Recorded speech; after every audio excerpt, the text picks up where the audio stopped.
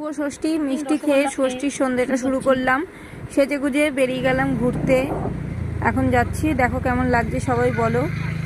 New town দিয়ে চলে গেলাম, এখন যাব আমরা কোথায় যাব, নিউ টাউন সার্বজনীনের সেন্ট্রালের পুজোটা দেখতে। দেখো নিউ টাউনটা কত সুন্দর করে সাজিয়েছে, খুব সুন্দর লাগছিল সাজিয়েছে, কিন্তু কোনো গান বাজনা কিচ্ছু চালায়নি, খুব শান্ত কিন্তু খুব সুন্দর সাজিয়েছে।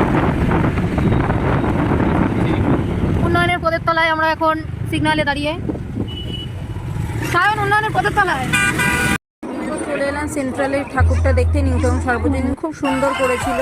তারপর এখানে এই বুর্জ খলিফা দুবাইতে চলে এলাম, এক লাফে দুবাইয়ের ঠাকুরটা দেখলাম।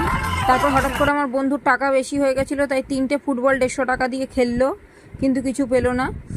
তারপর আমরা একটু ফটো তুলছি, ঠাকুর দেখছি, মেলায় ঘুরছি, ফটো তুলছি, ঠাকুর দেখছি, মেলায় ঘুরছি, ফটো তুলছি, ঢং করছি, রং করছি।